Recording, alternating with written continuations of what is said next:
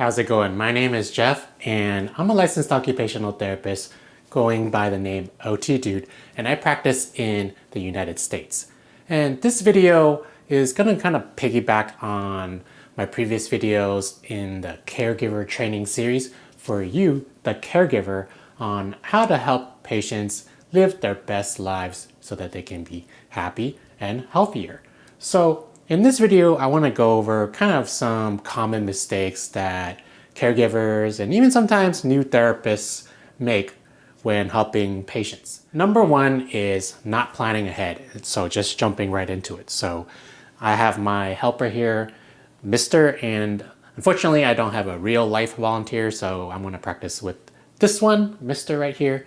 And number one is basically not planning ahead. So, hey, Mr., let's just get out of bed. And yeah, oh shoot, I forgot to move the chair out of the way that's blocking in the hallway. And I think I need to put the cat away. So do you mind just waiting here for a second? Okay, good.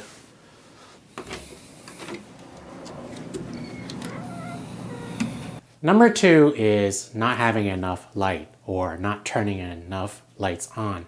So say in the middle of the night, especially when the patient needs to go to the bathroom, not turning on enough lights can be dangerous because you can trip over things or not notice things. Basically, it just takes a little bit of time to turn on the light. So then both you, or me, I guess, since I'm the caregiver, and my patient, Mr. here, will be safe, whatever we're doing.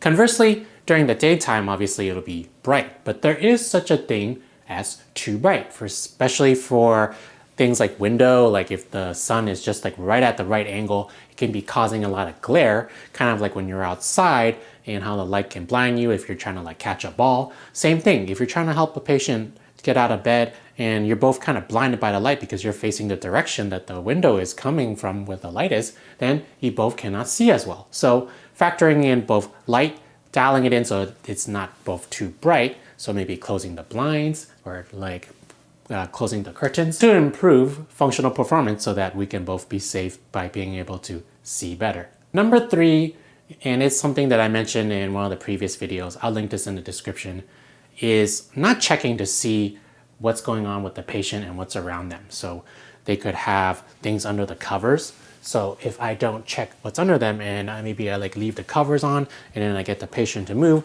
they can be attached to things like oxygen tubing or bags such as urine bags that may have tubing, and that can pull on their body and that can cause discomfort, pain, or just cause them to scream some obscenities. So check what's going on around the patient and also your environment too. So things like trip hazards, it kind of piggybacks on number one, which is not planning ahead, but check the environment and make sure it's all clear, there's no clutter in the way when you actually do and go help to move and work with the patient.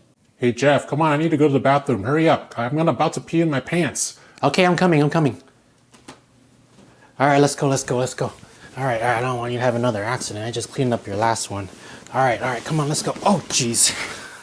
Number four is rushing and not moving at a safe place. So as you can see in the last simulation, I guess, that we rushed. And because oftentimes patients may maybe need to go to the bathroom or whatever, you may be trying to make it to an appointment. And when it's pretty common sense, but when you rush, you are more likely to make mistakes, miss things. Patient may be moving faster than they're comfortable or that they're able to. And so you may cause things like injuries, falls, more pain, and so on.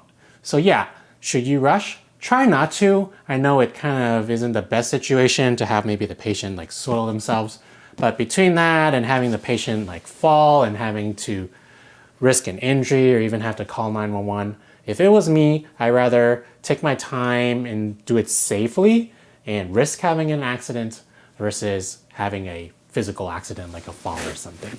Number five is basically not listening to the patient and listening to their needs and what they actually need at the moment and communicating with them.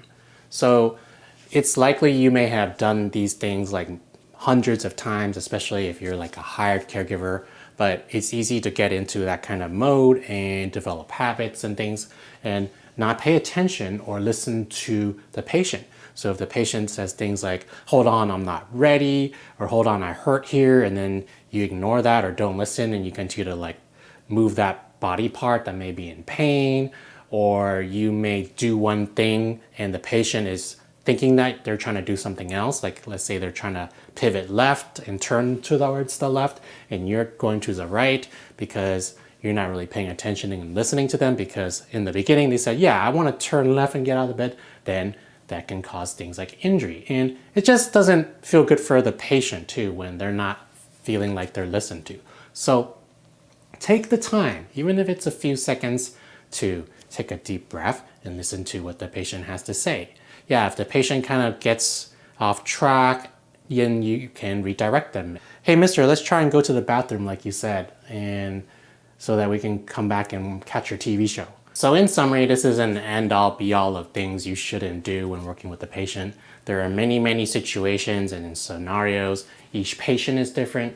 You, the caregiver, you're all different in terms of like your physical ability, your stature, strength, knowledge, experience, and so on and so on. Thing is to just basically use common sense, try to be safe, and take your time and listen and communicate with the patient.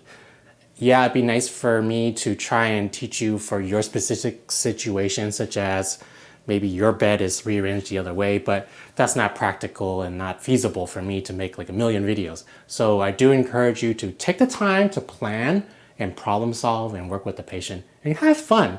You know, caregiving can be very demanding, stressful, tiring, physically demanding, emotional demanding, but try and find the positives out of your interaction with this patient. They're working with you and you're helping them and making a difference in their life and enabling them to live their best life that they can with your help. So even if you're like really, really tired, or you have no energy, or you may be a little bit sore, try to find the best out of each situation, and also remember to breathe and take care of yourself. So I hope this helped.